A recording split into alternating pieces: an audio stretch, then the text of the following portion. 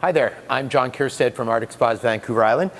Today I'm going to do a video explaining a little bit about how warranty works. Spas are one of those things where, they're bigger, right? And so if something goes wrong with your spa and a technician has to come out and fix it, that under warranty, there are certain things that the factories cover and certain things that they don't. So this is just to kind of explain to people a little bit about what's covered. There's a number of different models that we sell, and you get different error codes and that sort of thing. It is in your owner's manual as well, and on the website. If you go to the website, most of the information on operation manuals and stuff like that is in there, as is copies of the warranty as to what's included.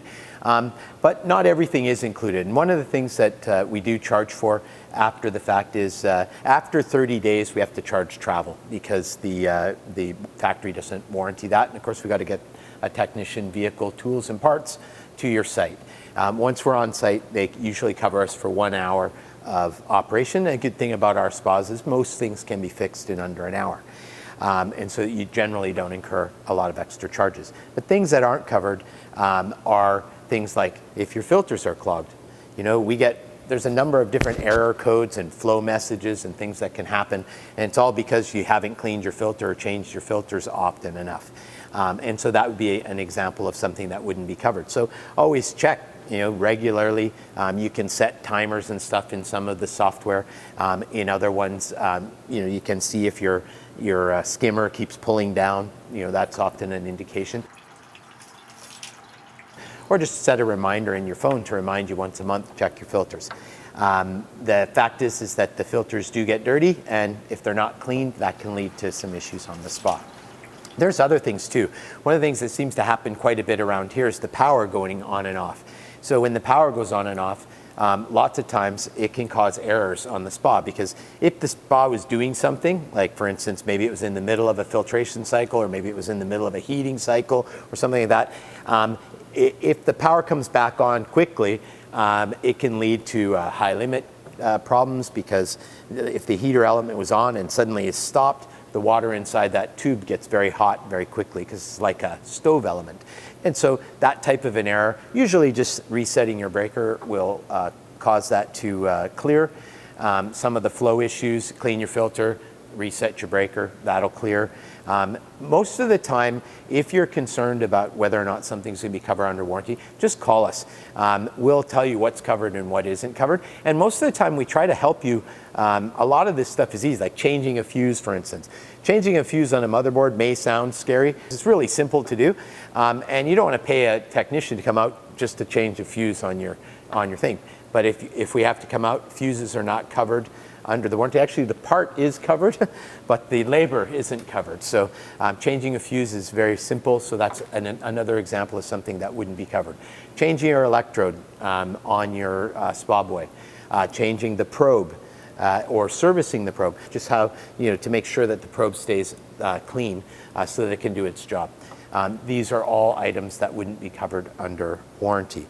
Another thing is that sometimes people, when we get out to the site, we include delivery and setup, assuming that you've done the things that need to be done, meaning your power has to be run properly there with the right cable in the right spot. More and more, we're actually having electricians do the final hookup, just because of the rules around hooking them up. Even though we're allowed to service them after the fact for that initial hookup, it's on the electrician to make sure that it's hooked up properly. So, make sure that you have the right wire there so that can be hooked up properly. We've had a number of people that have installed the spas in manners that can cause loud sounds. So even though that the spas we have are insulated and the equipment's inside the insulated area, they're a lot quieter than most spas that are on the market.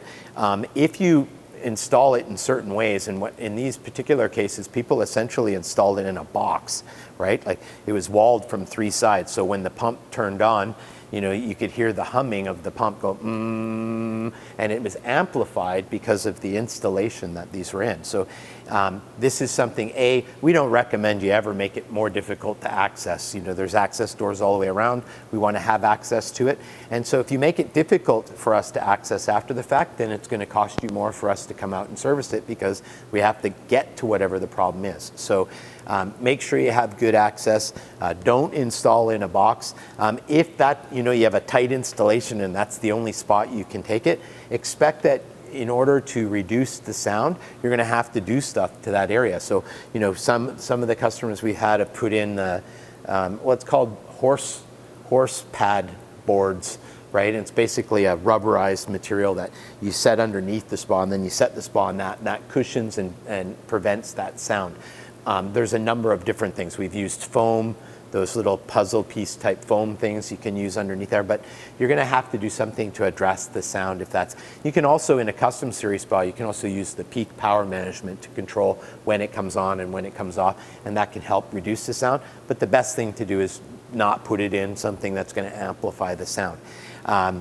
These do make some noise. We've had some customers that are quite sensitive to sound, and even though it comes on quite low, literally when they're operating, it's not much louder than your dishwasher running, for instance, right, or your laundry, but it does make a sound, just like your laundry drum turning makes a sound. So it's not 100% silent. So if that's a concern, consider that in your installation, and then again, having a timer tell it when to turn on and when to turn off.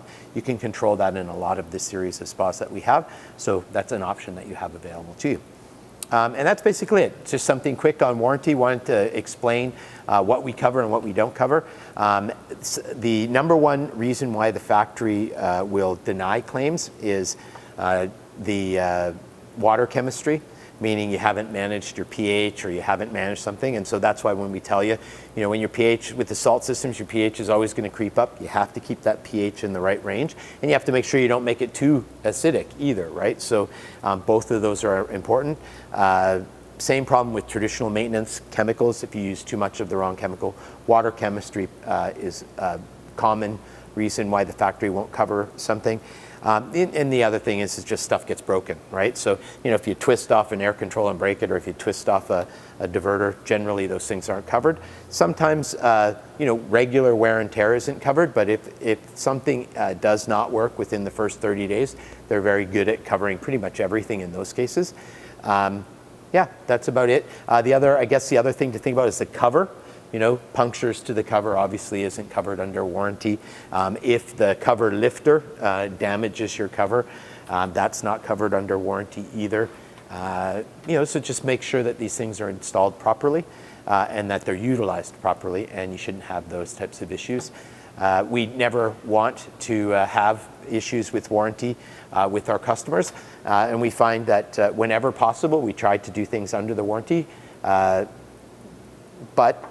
the nice thing about the product is that you and I both know that things fail often outside of the warranty period, and so the spas have been designed in such a way that we can easily fix things. We're putting more and more videos up online explaining how to do stuff yourself, like changing a fuse and doing the maintenance of your spa. We're going to do a lot of that stuff so that you, as the average consumer at home, can do this stuff yourself, because it's really not that complicated to look after your spa and maintain it to top-notch shape. Anyway, thanks for watching the video. I'm John Keirstead from Arctic Spas, Vancouver Island.